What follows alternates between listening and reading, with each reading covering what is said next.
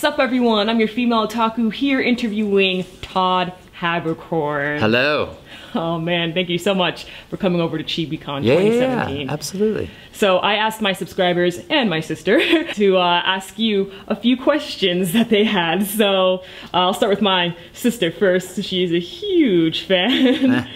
Okay. Are you friends with any other voice actors? If so, who? Oh, I'm friends with a lot of other voice actors. Too many to name. I mean, I guess the one that I get associated with most is Vic. Okay. I would say I've known him a long time, but a lot of them. I was just having dinner with Richard Epcar. I hung out with Johnny Young Bosch the other day, and we often see each other just at conventions because we're always so busy. Everyone's doing something. They have families and adventures and work, and so we try to hang out when we can. But a lot of people, yeah. The next question she has, do you believe that Gray and Natsu should ditch the girls and just get with each other? I mean, if there's a tax benefit to that, that might be something to explore, but I don't know. I mean, you're talking about the absolute epitome of oil and vinegar. You've got fire and ice that can never truly merge together. They would kill each other. So maybe there is that passion there. I don't know. We'll see in episode 277. This is from Blade Ninja. Hardest voice you had to do? Hello, Blade Ninja. My hardest voice was in the video game Rage. I lost my voice for 9.5 days after doing that role for one session.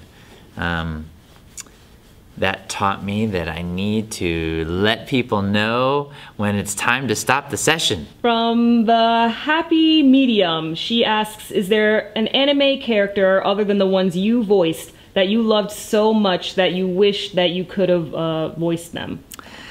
Happy Medium, that's a good question. I would say I would love to have voiced D in Vampire Hunter D, or the lead in Technoman, or Guyver. Any of those shows, that would have been fun. Hashtag Anime Fan for Life asks, what are your favorite video games?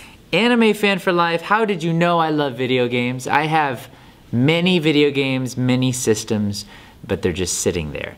The game that I play most, I would say, is Zombie Mode in Call of Duty, Skyrim. I've also got to continue Breath of the Wild. I'm not that far in it. I started playing it, and then it got away from me. There are a lot of games though.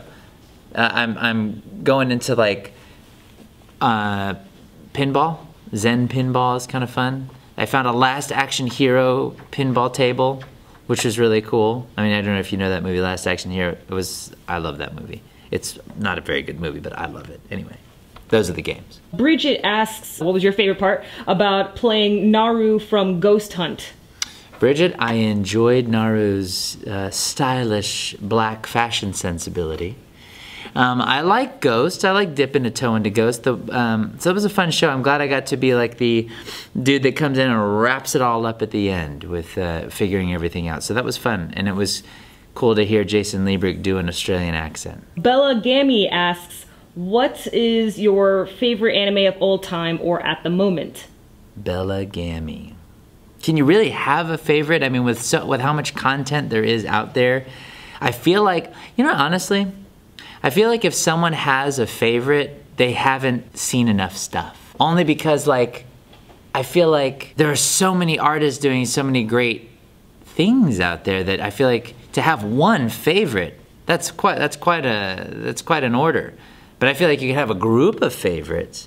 I have a lot of those. But I don't know. I like to keep my options open. Besides Italy, who is your favorite character in Hetalia? When I'm in cat form, and if I can't choose that, who's my favorite? Oh, I guess I'll go with France. How much did that tattoo hurt when you got it? Oh, it hurt. It hurt.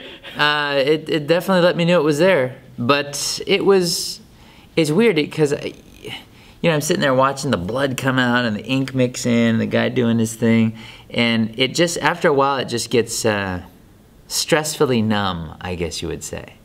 So it's not the worst pain in the world, but I certainly wouldn't do it every day. Are there any other English dub voice actors that you haven't worked with but would like to work with? I don't think so. I think I've had the pleasure of working with them all in my immediate zone.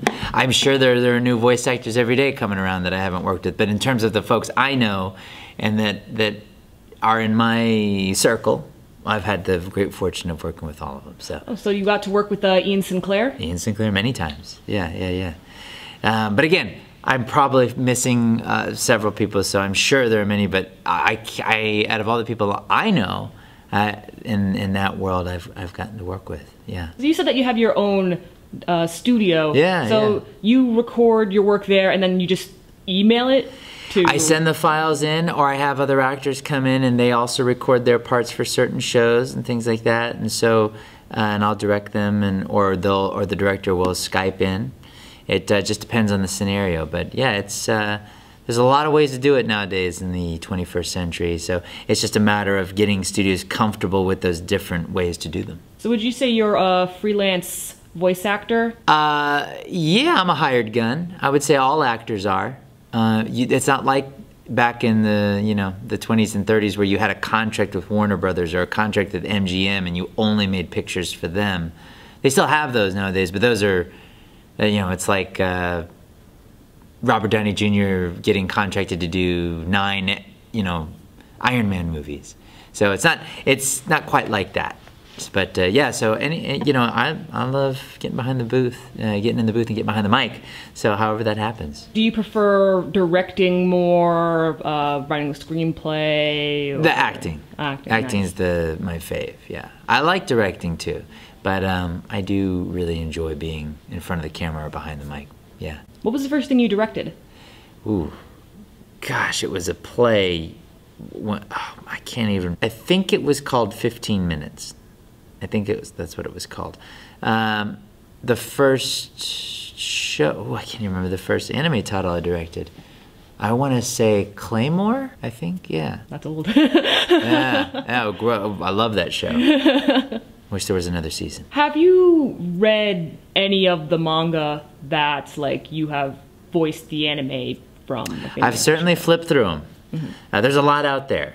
But it's so great to see people enjoying the stories, either watching it or reading it in drawn form. So I'm a fan of it all. So you voice the main antagonist in Rin, Daughters of Mimosani? How have you pronounced it? Oh yes, yeah. So how shocked were you when you found out who he really is, or really what he really is? I was very surprised because that info didn't come to me until that moment.